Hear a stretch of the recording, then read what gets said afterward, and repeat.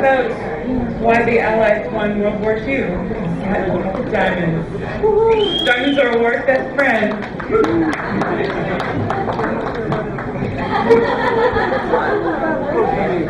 Thank you all for being here. Everyone knows diamonds. The whole purpose of diamonds is to be seen. We've all seen diamonds. But I'm not talking about these diamonds. Diamonds also lead a secret life. And I'm going to talk about the secret life of diamonds. I'm going to talk about these diamonds. This is a pile of industrial-grade diamonds. Now, the dividing line between diamonds destined for gems and diamonds destined for industrials is not clear-cut. It's not objectively defined. It's determined really by the state of demand. When demand is high, more diamonds get shifted into cut gemstones. When demand falls, you can sell more as industrials.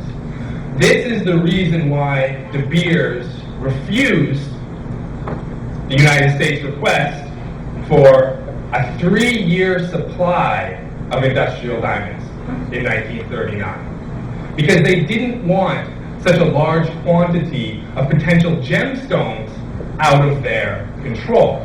That's contrary to the whole purpose of being a monopoly. So, of course, the question you might be asking yourself is, why did the U.S. want a 3-year supply of industrial diamonds? And the answer is because they knew, like I'm arguing tonight, that they needed the diamonds to win the war. Diamonds were important, invisible inputs into much of the war production. They were there in the production of bullets, in the production of the jets, even in the production of the nuclear bombs that dropped on Hiroshima and Nagasaki. Industrial diamonds were there. The Allies won the war because they had the diamonds. Now, many of you are probably incredulous at that claim, and you should be, incredulous because it's not true. So I just totally deflated my entire argument. Now, to get back on track, we need to take a slight detour into the philosophy of science. And I promise we will get back to diamonds soon enough. So let's think about the claim that I'm making. Let's think about the causal claim that I'm making. The effect is Allied victory. The cause is, so the effect is Allied victory. These are images of signing the surrender documents, both the Germans and the Japanese. This is Allied victory. And the cause is industrial diamonds. This is reductionism. So what this claim would be saying is that the reason we achieved victory is because we had the diamonds, everything else didn't matter. Such a claim is obviously ridiculous, right? Who's going to buy that? And you shouldn't buy that. Yet, similar claims are routinely made. Just substitute something else in place of diamonds. We won the war because of Churchill. We won the war because of superior American tanks. We won the war because of the Manhattan Project. That's equally reductionism. Now, reductionism has been an important part of a very successful methodology in the hard sciences. And I'm not here to criticize reductionism in the hard sciences, although contemporary philosophers of science, as well as a lot of scientists, do criticize it. I'm here to criticize reductionism in the social sciences. That's Alan Greenspan. He was the chairman of the Fed immediately prior to the current financial crisis. So the reason I am criticizing reductionism in the social sciences is because in the social sciences, it's dangerous. Reductionism in the social sciences becomes dangerous. Why does it become dangerous? It becomes dangerous because men like Alan Greenspan are able to devise policies based on their reductive ideas. In the immediate aftermath of the financial crisis, Alan Greenspan noted, very humbly, "I found a flaw in the model that defines how the world works." That model, that idea, is a reductive understanding of human nature. This idea that somewhere inside of us, we're all constantly calculating risk and reward, and that's what motivates all of our behavior. And so Alan Greenspan and economists like him believed that there was no way a situation like the financial crisis could occur because everyone would ultimately temper their behavior.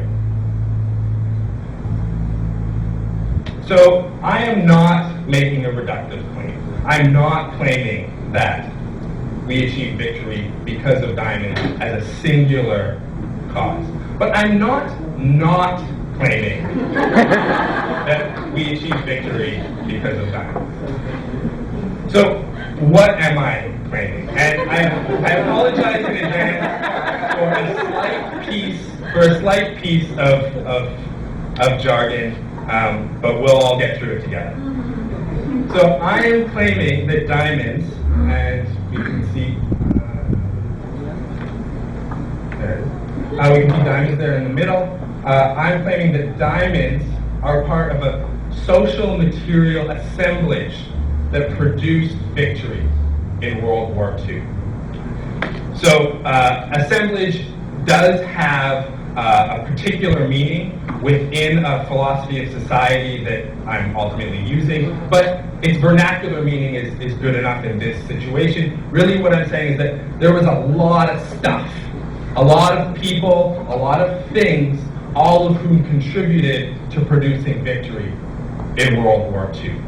So in this jumble, among the causes of victory in World War II, we have Canadian victory bonds, manganese, French resistance fighters, and King George VI speeches. So I'm saying that we can't eliminate any of these in advance as not having some vital role to play in producing victory in World War II. Now, perhaps some of them were not vital. Perhaps another British Prime Minister, not Churchill, with the same advisors, reading the same intelligence, having gone to the same elite schools, would also have allowed or contributed to the war unfolding in the same way. However, I'm going to say that if there were no diamonds, the war would not have unfolded in the same way. So many of the structures and events of World War II would have been radically altered. It would have been a very different war. Could the Allies have won the war without diamonds? Perhaps, but we can obviously never know. As it was, they did win the war in part because diamonds were in this social material assemblage. Now, I promise that we only have 2 graphs in this. This is a graph that's meant to represent the increase in American production during World War II. So what each point represents is that year's use of steel and copper divided by the average use for 1931 to 1940 multiplied by 100. So I take the use and I divide it by the average. If it equals 100, that means it's the average use, or 100% of the average. If we're down here around 40, we're at 40% of the average for that time period. During World War II, it's somewhere north of 200. So the use of copper and steel during World War II was twice its pre-war use. So 2 times as much steel and copper was being churned through American industry as part of wartime production. That makes sense. So how about diamonds? How do diamonds compare? Now, I've had to change the scale because while steel and copper are being used at twice their pre-war level, diamonds go up to almost 900%. 9 times the quantity of diamonds are being used by industry as were in their pre-war use. So where were they being used? This is the SCR 300. It was the battlefield radio. A single soldier could carry it on their back and operate it. And of course, they are a favored dramatic device in World War II movies, as we'll see in just a moment.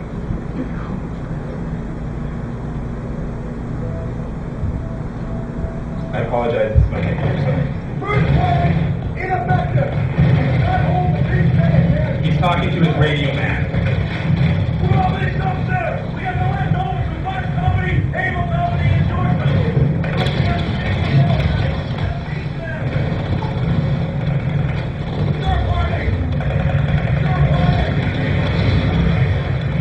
Radio man's dead. And it's SCR 300. So the purpose of that scene is to demonstrate that they're completely cut off from command. The SCR 300 radically transformed the way war could take place. Prior to the SCR 300, once a battle unit left base and headed out into the battlefield, it was all but invisible to its commanders. They required runners to move back and forth between the units and the base to communicate what was happening. The SCR 300 made the gathering of information much faster and the relaying of directions much more immediate. This is the inside of the SCR 300. I have no idea what any of that stuff is. I have no idea how this thing works. What I do recognize, though, is that there's a lot of wires in there. We're going to follow the wires. This is how wire is made. You take a piece of metal and you take what's called a die. And the die has an opening in it that's smaller than the existing piece of metal, and you draw the existing metal through the die, shrinking the diameter of the wire. So how it ends up working is that you'll have a whole series of these dies making the wire progressively thinner and thinner and thinner. So each of these little green boxes has a die inside that's a slightly smaller diameter. And you don't see it, but if you watch the whole video, to my eye, there's no discernible difference in the gauge of the wire when it begins and the gauge of the wire when it ends. So I have no idea how many of these machines you ultimately need to go through to get very fine gauge wire. Now, what does this have to do with diamonds? Diamonds were the preferred material for the die. As the hardest natural substance, diamonds held their gauge, the size of the hole in the diamond stayed constant for longer than any other material, which meant you didn't need to replace the die as frequently. Diamond was less likely to form cracks or other deformations that caused the wire to break, which is obviously a headache when you then need to rethread the entire machine.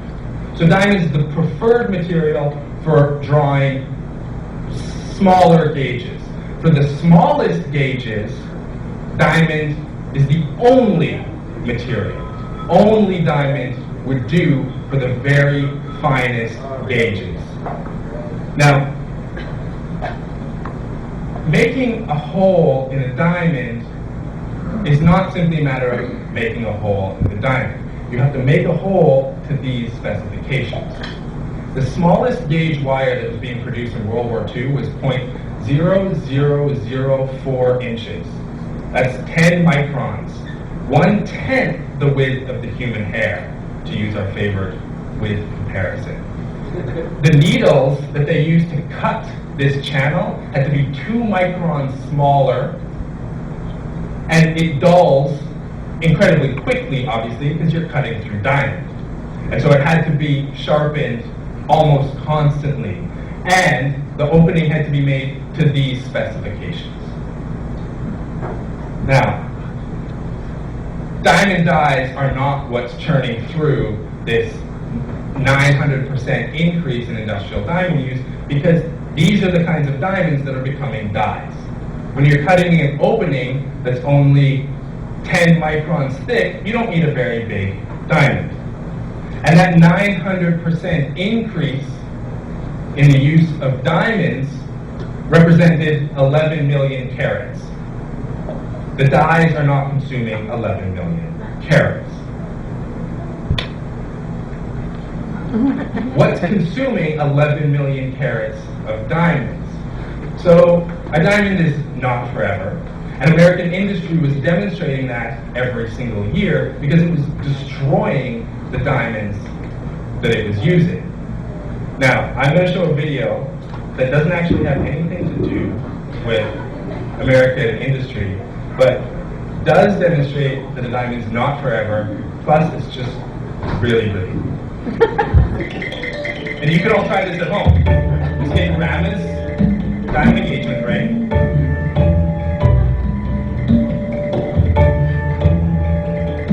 You need a heat source.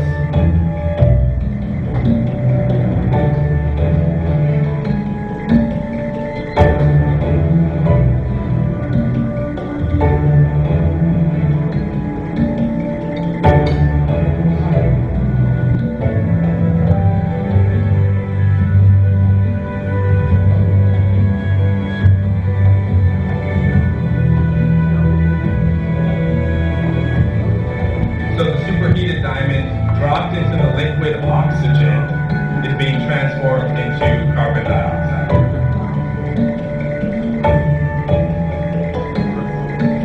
Now, that's not what American industry was doing to its diamonds.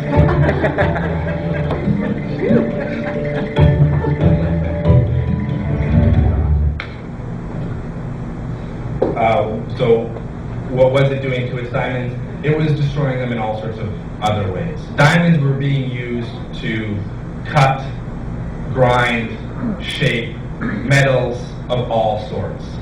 And sometimes when it wasn't being directly used for those purposes, it's what made it possible to sharpen and shape the tools that were doing it.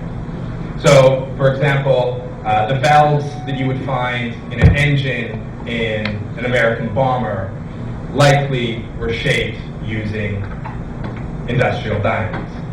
For the same reason that diamond is preferable for dyes, it's preferable for these tools as well.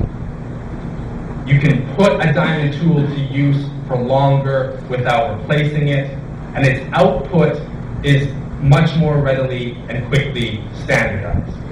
So you have higher output and you have more standardized output, both desirable features in wartime.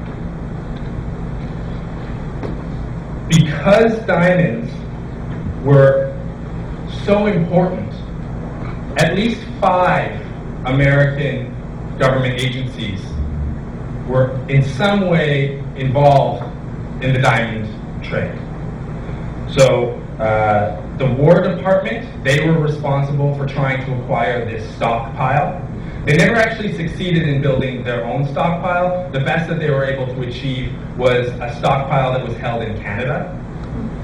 And the agreement that was actually reached was really a 3-way agreement between the US, the UK, and De Beers. The War Production Board, they oversaw the import and the distribution of all diamond supply. The State Department had a commercial attaché working in London who regularly reported back on what was happening in the diamond field in the UK. He was meeting with officials of De Beers, officials with the Diamond Committee that was part of the Ministry of War, the Ministry of Economic Warfare, pardon me, in the UK, and reporting back on the situation. The Department of Justice launched an antitrust lawsuit against De Beers during World War II, specifically over industrial diamonds. And the Office of Strategic Services, the OSS, the predecessors to the CIA, were investigating smuggling in Central and Southern Africa. As important as diamonds were for the Allies, they wanted to keep diamonds out of the hands of the Axis. An OSS report noted that if we can keep diamonds away from the Axis, it means their bullets will fly less true, and soldiers will have to be pulled off the front lines and put to work in the factories to achieve the same level of output. This issue of securing diamonds became a sticking point between the US and the UK. They disagreed about the role of De Beers in trying to secure diamonds. The US suspected that De Beers or its cartel partners were siphoning diamonds to the Axis. And there were reasons for suspecting that. The majority of industrial diamonds were coming out of the Belgian Congo. Belgium was occupied during the war, so there was some suggestion that officials with the Belgian mining company that was part of the De Beers cartel could be blackmailed into providing diamonds to the Germans.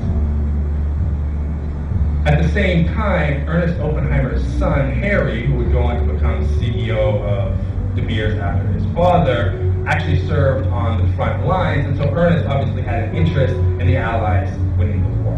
And many claims have been made that De Beers siphoned diamonds to the Axis, but all of the evidence is ultimately circumstantial. So I started with De Beers and the refusal to provide the stockpile that the U.S. required, and I ended with De Beers. And that's what happens when you are looking at diamonds. De Beers turns up at every turn. And as much as I argued that diamonds were a fundamental part of the war is also a fundamental part of diamonds. And De Beers recognized it.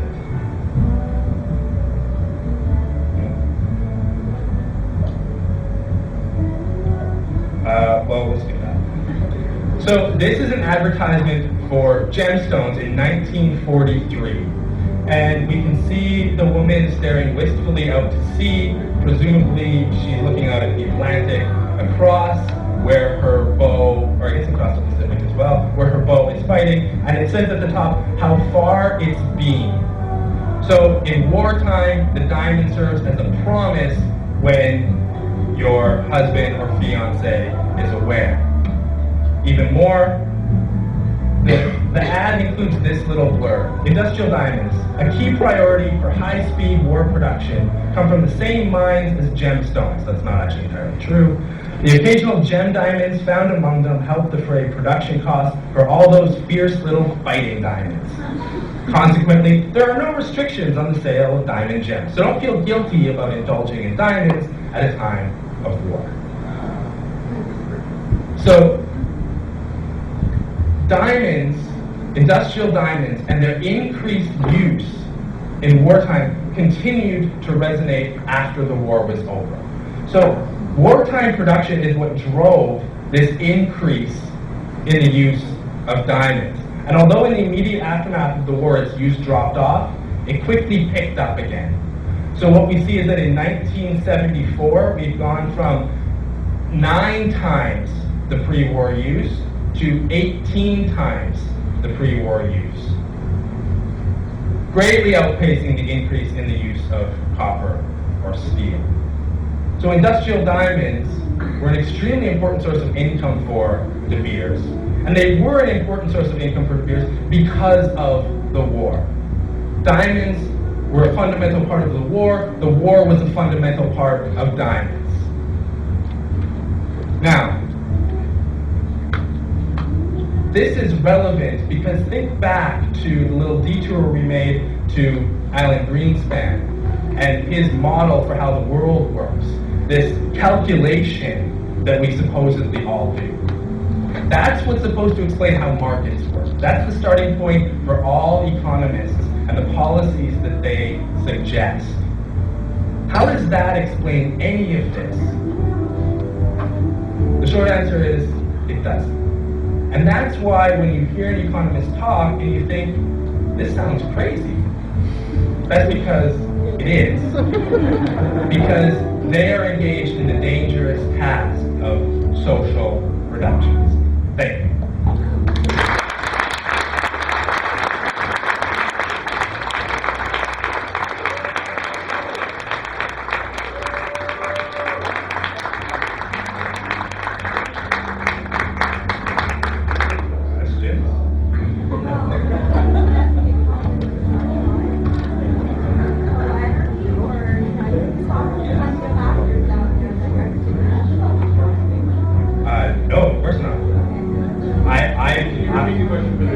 So she's saying, should the economists not try?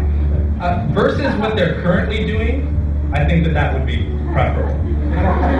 But compared to, and so those of you who read my blurb may have seen that I refer to myself as a lowly social scientist. And another friend who read that criticized me for this faux self-deprecation. And in some ways, he's right and he's wrong. It's not faux because I view being a scientist sort of like I view being a good player on a shitty hockey team. So I take a certain amount of pride in being a social scientist, but I recognize that the social sciences are mostly shit. At the same time, if I'm going to be less humble, I think that I'm not a bad player on the social science team, in part because I'm willing to do some of this dirty work that requires both quantitative and qualitative analysis, trying to avoid and getting away from the reductions.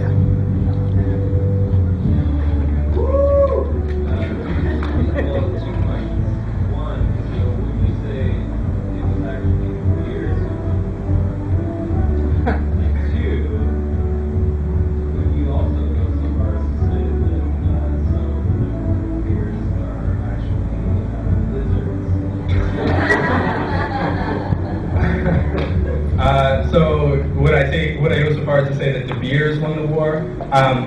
My original claim that diamonds won the war was already cheeky. I could multiply the cheek and say yes, De Beers is what won the war. In my little jumble, my social material assemblage, I certainly could have included a picture of Ernest Oppenheimer and De Beers. Are De Beers lizard people? That remains to be seen, and I wait for the nerd night in daylight. Any other questions? Is there we are ostensibly constantly at war at the moment, terrorism, Libya, and other places. Is there a modern analog for diamond usage in the World War II? Is there a modern equivalent of this that you could maybe diamonds or maybe some other material that's, or let's say, monopoly control sources? So you notice that I cut this graph off in 1975. I have the data going up to 2008, and the reason I cut it off is because as extreme as this increase is, this is nothing compared to the drastic increase starting in 1990. And I can't fully explain why that is. Now, in the 1980s, synthetic diamond for industrial purposes became really, really widely available. And so there was a jump there as well. But in 2008, this figure for diamonds, how much diamonds, what percentage greater they were than their pre-war use, was now not just 1,800, but 48,000. Stealing diamonds in song. Okay, so maybe in 1990 was when consumer-grade diamond tools became much more readily available. I'm going to look into that. Thank you.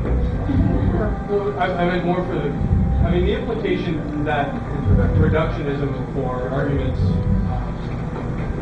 One of the implications that we read from your presentation is that reductionism is convenient. It's convenient because it allows, really really simple axiomatic arguments, but it's also convenient for the monopolies that might benefit from some of these. So I'm wondering if there's a modern equivalent, let's say not even in industrial diamond usage or something like that. Could we take the same approach to examining current social policies? Certainly. Have I done that? No, I'm too busy with that.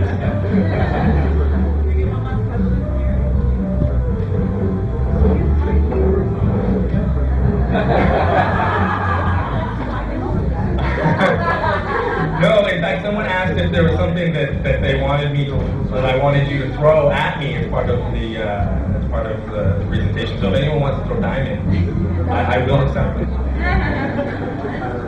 Isn't that contributing to the problem? Not my problem. That's it? Okay. Thank you.